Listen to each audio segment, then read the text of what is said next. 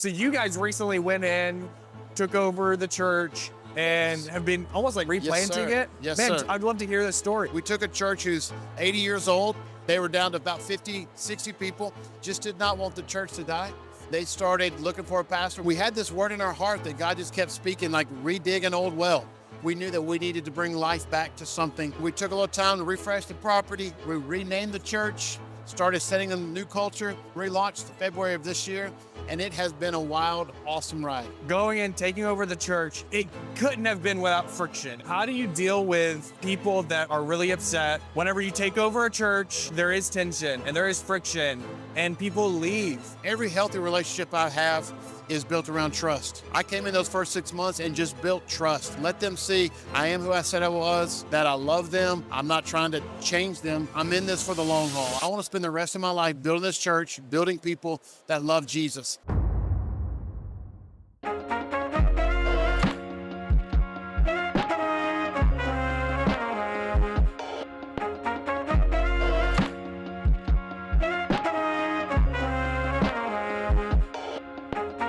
Guys, welcome back to the ChurchCandy podcast. Today, I'm sitting down with my friend, Pastor Bryan Larson from New Life Church in Lewisville, Texas. Come on. Pastor Bryan, how's it going today, man? Doing good, man. Great to see you today. Love being with some of the fam. Yeah, man, absolutely, absolutely. So, you guys are up in North Texas. Yep. I went to Bible college in, do you know CFNI, Christ yeah, Nations absolutely. Institute? Man, you guys are in North Dallas. CFNI is like in the hood, I bro. know that's right. In Anytime I Oakland. tell someone when we first got to North Dallas, I said, "Oh, you go CFNI? Come on over and see us." They're like, "It's another city. It's another part of town." Yeah. Absolutely, man. Absolutely. So you guys recently went in, took over the church, and have been almost like revitalizing it, replanting sir. it. Yes, man, sir. I'd love to hear this story. Yeah, it's really cool. We took a church who's 80 years old, and they were down to about 50, 60 people, and just did not want the church to die. And they started looking for a pastor. We came across through a mutual friend, and we did that, started last fall. And we took a little time to refresh the property. We renamed the church, started setting a new culture, and relaunched in February of this year. And it has been a wild, awesome ride. Yeah. Yes. Yeah, man, that's so exciting. I love church planting. This Yes. is kind of an extent It is. of it. In fact, all of our friends, church planting has been the cool thing to do at church. And we really prayed about that, contemplated, do we plant a new church? And we had this word in our heart that God just kept speaking, like redig an old well, redig an old well. And as we unpacked that in our hearts in our prayer time, we knew that we needed to bring life back to something new in a community. And so this is what we've been doing. It's been really cool. We named our church New Life Church for that reason. And it's been really cool to see people's lives experience that. In fact, multiple people, part of our story we tell often is people stand in our lobby with their hand on their heart saying, "We're so glad this is called New Life Church because that's what's happened to us in my heart, new life, So been a cool ride. That's so exciting, man. And it's just starting, Brady, just starting. Just getting started. Man, there's probably a lot of pastors out there that are contemplating, should I go plant a church? Yeah. Should I look on these job boards of churches that are Yes. looking for new lead pastors? Yes. What advice would you give to them? Yeah, I would say don't do it for fun, right? It's one of those things, I think you got to get a little conviction in your heart about the call of God, if that's what you want to do. And then you just got to go all in. As you know, ministry is not a vocation, it's a lifestyle.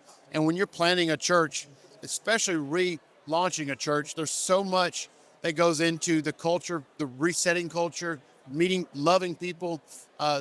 It's been a really cool experience, but it's not for the faint of heart. So I would say if you're excited about being a pastor, go on staff at a church and figure that part out. But if you're on staff or somewhere, this is it, man, go all in, push all the chips to the middle of the table and go for it.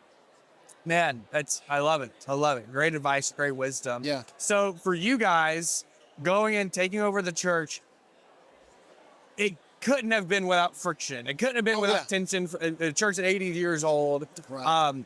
How do pastors that are taking over a church handle people that are scared of change, that don't want it, they want to keep things the same way? Because it's always been this way. Yes, that's right. Well, I would say, Brady, every healthy relationship I have is built around trust. And you've got to be willing to build trust. And one of the things my wife and I said right out of the gate. Look, I've been around ministry for over 2 decades. I've built a lot of great ministry with teams and on staffs, and I was ready just to put the pedal to the metal.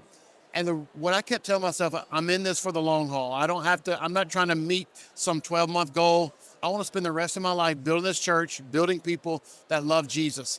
And so I came in those first 6 months and just built trust. Let them see I am who I said I was, that I love them. I'm not trying to change them. I'm trying to do something for Jesus. And once they established that in their own hearts, that Ashley and I were there to help their lives and their families, love them, care for them, the trust began to build. And that's when we begin to make withdrawals from that trust and said, okay, now we're going to make some changes. Now we're going to move some things forward. And through that process, we realized, okay, we're not going to lose as many people as we thought. We're not going to it's not going to be as big of a fight as we thought, because we're all in this together now. They saw themselves a part of the solution, and they trusted us to lead them forward. Yeah. How do you deal with people that are really upset whenever you take over a church, right, and there is tension and there is friction and people leave? How do you deal with that? Because I know it probably is hard to not take it personal. But really quick, before we jump into that, pastors, I'm going to ask you a question. Can your church handle more new guests? If that answer is yes, then I want to tell you about ChurchCandy. See, at ChurchCandy, we help churches get more new guests on Sundays by running their Facebook and Instagram ads, inviting their city to church. We are on a mission to connect 1 million people to a local church, and so far, we have already connected over 250,000 people to churches all across the country, and we would love to send people to your church as well. Imagine all the people that drive by your church every single day that want to grow in their relationship with the Lord, that want to be plugged into a life-giving church community, but they have no idea that your church exists. We want to get them connected to your ministry. So go to churchcandy.com or hit the link below in the description. I'll also pin it in the very first comment so you can schedule a call with the ChurchCandy team, learn more, and see if we would be a good fit to work together. Now, back to the podcast. Yeah, well, years ago, I was sitting with a pastor who was describing a scenario like this, that people had left, and they said to him, well, Pastor, we're going to this other church about 15 minutes away, but don't take it. It's nothing personal. I'll just say this. It's all personal, right? Because when you're in ministry, you're giving everything you have to that. I would say you just have to have a commitment to be honoring and honorable in those scenarios, because the first reaction any of us have is to just defend or to prove our point. And you have to keep your heart and your spirit above that, because if you get down in the weeds of those things, you end up becoming something you never wanted to become, right? You're saying things you didn't want to say. You're trying to track down gossip. You just kind of live above that. A mentor of mine said one time, he asked how I was doing. I said, pretty good under the circumstances. And he asked, what are you doing under there? And I said, he said, don't live under the circumstances. You're called to be above that stuff. That's so good. Isn't that right? So we take it from that approach. Okay, we want to make sure we're living with integrity and honor in our own hearts, not be underneath the circumstances of people's opinions, people's negative thoughts. Usually something that's going on like that has nothing to do with us. It's their own choices and their own lifestyle. So you ask, how would I handle those things? I love to stay honorable and honoring. We bless people when they come in, and we bless people when they go out. Because at some point, I found out that there's a strong chance that they could come full circle, and you want to leave it to where they feel like you still love them. Not feel like, you do still love them, right? You guard your heart. You don't let those things get in there and taint your leadership, because when they leave, you're still shepherding a whole congregation of folks that need you to be a healthy, strong pastor and leader. Are there any practical things that you guys did going in and taking over the church's new lead pastors that worked really well for changing the culture and revitalizing the church?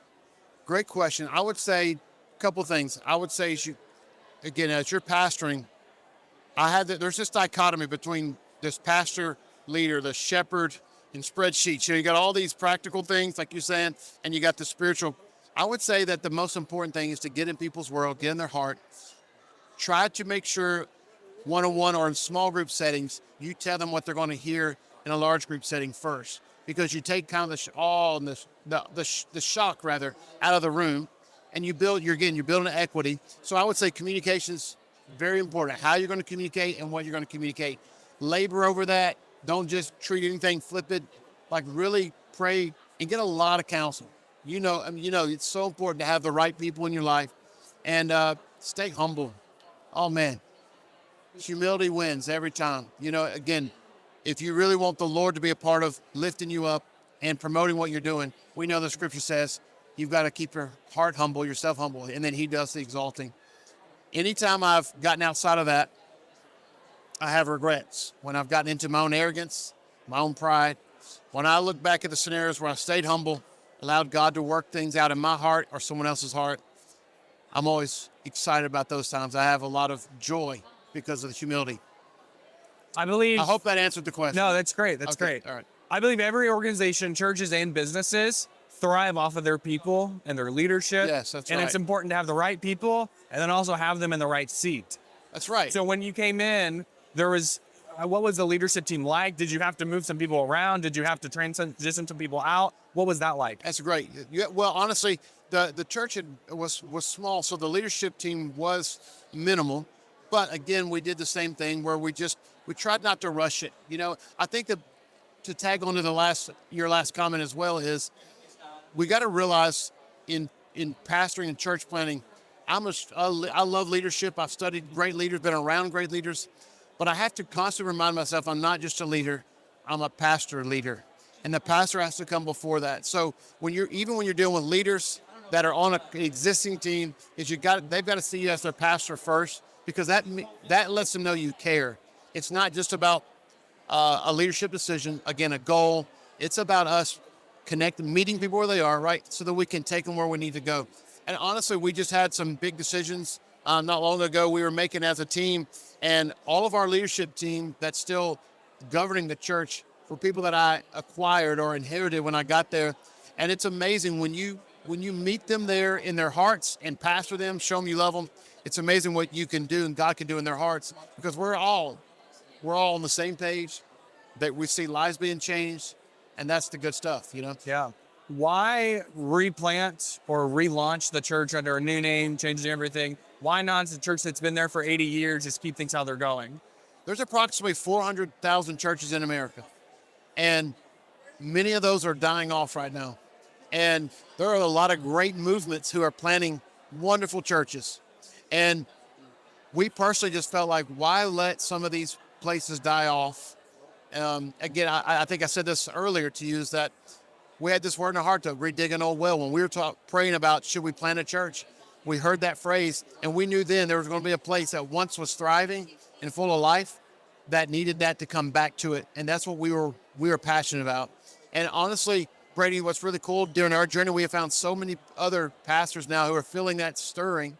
And I would encourage any of the one listening, like, don't be afraid to take on something, bring a new life back to an existing environment, because it's like the scripture part of being grafted in, right? You can birth something or you can graft people in. It's been a cool process for us to see how God has knitted our hearts with a group of folks we didn't know that have been a part of church for 30, 40, some even 50 years. Been a cool deal. So you guys using social media to let people know, hey, Man, we're new. much. How do you angle that? Is it, oh, we're a new church, we're an old church? Like, how do you guys angle that? Because we have a lot of churches that want to relaunch or have a revitalization, and they ask us for advice. And I'm almost like, well, what's the Lord telling you? How do you want to go about it? So what would you say to that? Well, sure. I'll what you say. Hey, if the Lord gives you a strategy and a plan, do that, right? But if not, what worked for us was when I came in, I set a few important dates for the church to rally around, to understand, all right, this is where this is going to change. This is where we're going to do these things. So we did a vision weekend. We did the name change announcement. And we tried to stagger those leading up to the actual relaunch. So give them something to rally around and get excited about. So we did some of those things, but we intentionally did the relaunch Sunday to kind of like give everybody I won't say a clean break. Yeah, fresh start, just some place to look back to and say, this is where it all began, because we just started having church. We showed up we got voted in as pastors, became the pastors. We just kept having church. And at some point, it looks like nothing was going to change. unless we would have said, here, this is going to change, and then changed it, right? So that's what we did. And the relaunch weekend was significant for us because it allowed us to put all of our energy, all of our efforts into one big event, one big moment for everybody to know this is when it's going to happen, what's going to happen. And then we look back now and say, that's when it all changed. Did you guys call it Relaunch Sunday? What verbiage did you use? You know, man, it's a great question. You're the marketing guy, so you might need to, don't tell me I did wrong. After we get off camera, maybe tell me that. But we did relaunch for like a couple weeks. It just didn't feel like we had to explain it. So, and I felt like I had to say relaunch for the people we inherited, so they didn't think that we were giving them a whole new church. But what I found is like they were just excited about the new life coming to the church. They didn't care what it was called. So we went Launch Sunday because it made sense to everybody. It was just easy, right? And so Launch Sunday, everything was built around that vernacular, and it's a success. You did it terrible. I can't believe you did Right, that. that's right. Okay, cut, edit. No. No, that's great. That's great. I love that. That's what I would recommend doing as well. That's right. So, with that, how did ChurchCandy and using Facebook and Instagram ads, how did using Facebook and Instagram ads help your church's relaunch? Well, honestly, Brady, it was probably the most pivotal thing we did outside of naming the church, because we had no other way to really, in a mass way, to get in front of people in our community. Let me say it like this. ChurchCandy was the hinge who really opened the door into people's hearts over the last few months, because we showed up in a city we had not lived in 20 years. We had a handful of relationships. The folks that were a part of the church had already invited all their family that had kind of on the fringe. We really just need to get in front of people's hearts and their lives and just let them know we're here for them. And ChurchCandy honestly opened the door for all that to happen. It's been significant for us. And so how many people did you guys have when you took it over? What was average attendance? And then on Relaunch Sunday, what did that look like? Yep. We started off with about 50 people on average, and Relaunch Sunday was right at 300 people. It's huge. It was awesome.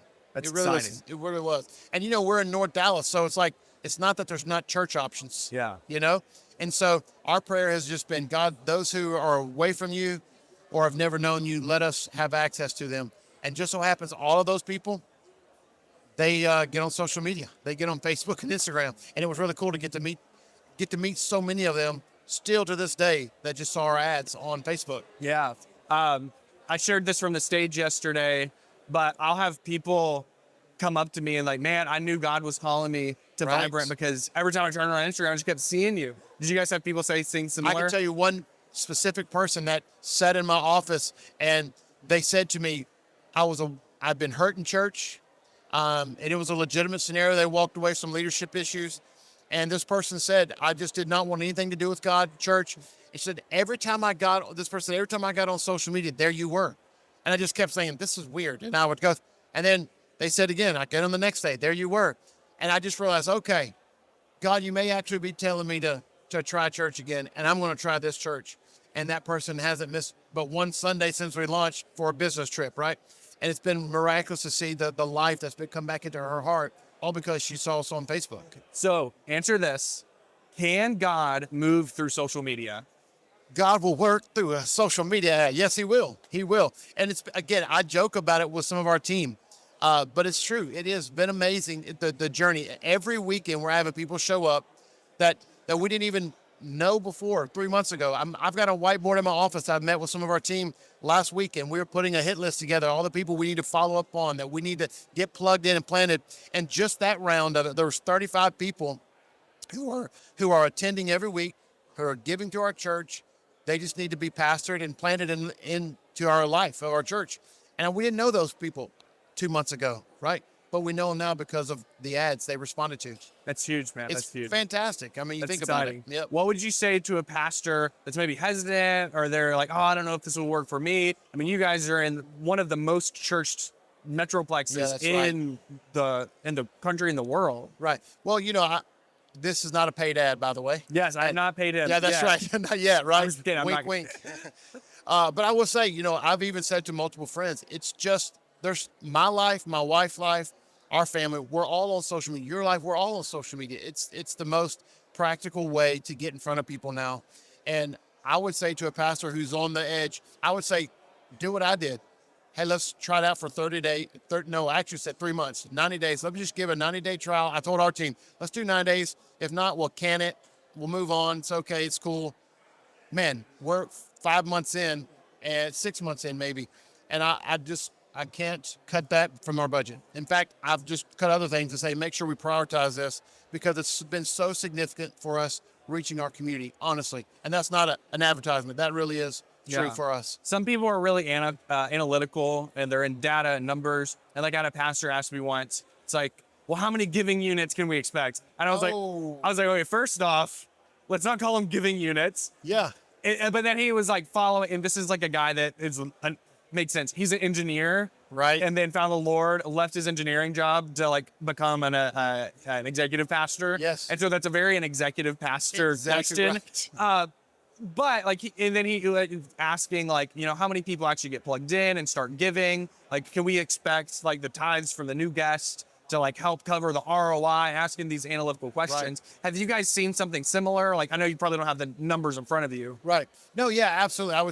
I would say my paradigm of this is that ChurchCandy helps us get people in the door. We've still got to pastor them. We've still got to get them plugged in. We still got to put them into the life of the church. And so I would say for us, again, our church has the attendance from before our launch to after our launch, and ChurchCandy was the only marketing we did outside of just invite cards, right, through our normal congregation. But the only thing we did in addition to that was ChurchCandy, and our attendance has gone up by 300% on average, right, from before pre-launch. And so only thing we've done was ChurchCandy. You guys helped us get people in the door. Listen, we love people. My wife and I, we love pastoring. We love being in people's world, but we just have to get in front of them. And ChurchCandy has allowed us to do that. Again, every Sunday, it's amazing. And, part of the ChurchCandy system is to interact on the apps. Texting people. Yeah, you're texting them, and we correspond. It's been amazing. There's been a couple weeks where I'm like, oh, man, no one's responding. No one's corresponding. And we'll have a slew of guests on the Sunday. I'm like, oh, they're just seeing it and showing up. It's not even about corresponding as much as them just seeing us repeatedly in front of them. Memorial Day weekend, I told our team, I said, look, okay, it's going to be a smaller weekend, holiday. And I told our serve team before we did a little rally, I'm like, hey, there's going to be somebody here for the first time. God sends us people every week. Just make sure you're still looking, right? Outside of our launch and Easter, it was the highest guest card weekend we've had. I mean, I say guest cards because it's the only metric we have to track those, right? And it was the third highest out of those big services on Memorial Day weekend. And the majority of them heard, again, they're checking boxes. They heard from us about us on Facebook or Instagram from ChurchCandy. That's huge. It is huge. And I've been doing this a long time. So I know the significance of that. It's been cool. One thing you said there is being able to interact with people, texting them before they show up. And I think a lot of that is just people feel seen when you do that. I heard a pastor say once that the difference between people feeling seen and feeling loved, like psychologically, is so similar. Yeah. Oftentimes they can't tell a difference. That's right. And so if you just make people feel seen, they're going to feel loved. And a lot of people haven't felt that kind of love and felt seen like that from a pastor before. That's exactly right. And honestly, one of the things I mentioned that serve team, one of the things we say all the time is, does it look like I care? Right? And, your mind goes to, well, does it look like I care? But we want in our culture when people walk in that we look like we care. Yes. Right? And we want this, when people walk in, we want them to see that we're looking for them, that we see, because I'm tagging on to what you said, it's so true. When people know that you see them, they know that you care for them. It's a pretty powerful thing. So again, ChurchCandy has allowed us to see people that we otherwise wouldn't have got to see. Yes. My wife tells me that I have, and I'm going to use the RBF. You can Google it if you don't know what it is. And so I have to, like, on Sunday mornings, if I'm not even like on the greeting team, I just have to intentionally smile, and like, because otherwise I'm just, and it looks like I'm mad or something. So like little thing, and that's the things that we tell the people serving on our greeter team. Right. And that extends to online as well. It's like, I think it was Nelson Searcy wrote a book several years ago, and now this has been quoted a lot, that you have 7 minutes to make a good first impression whenever someone pulls up onto your campus.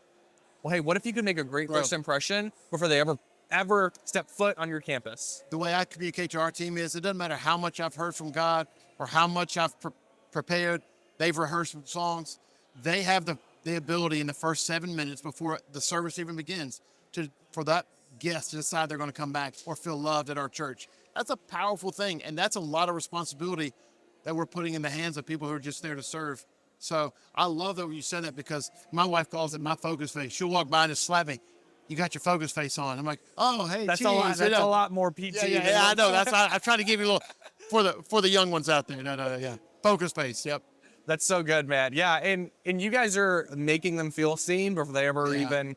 That's right. They pull It's up so on true. campus through the people that plan to visit. I So, know. It's a cool experience to watch people that you've had no idea who they are, where they come from, show up every week, and then just get to absolutely love them where they are. It's a pretty cool experience. that's amazing, man. Well, hey, you probably hear in the background, worship just started. Yes, sir. Hey, man, if people wanted to reach out on. and chat with you, what's the best way for them to do that? Yeah, Instagram at Bryan Larson, Bryan with a Y. Let us know, or our website, newlifedfw.com. All right, we'll link it down below. Pastor Bryan, thank you so much Yes, for sir. sitting down Thank today. you.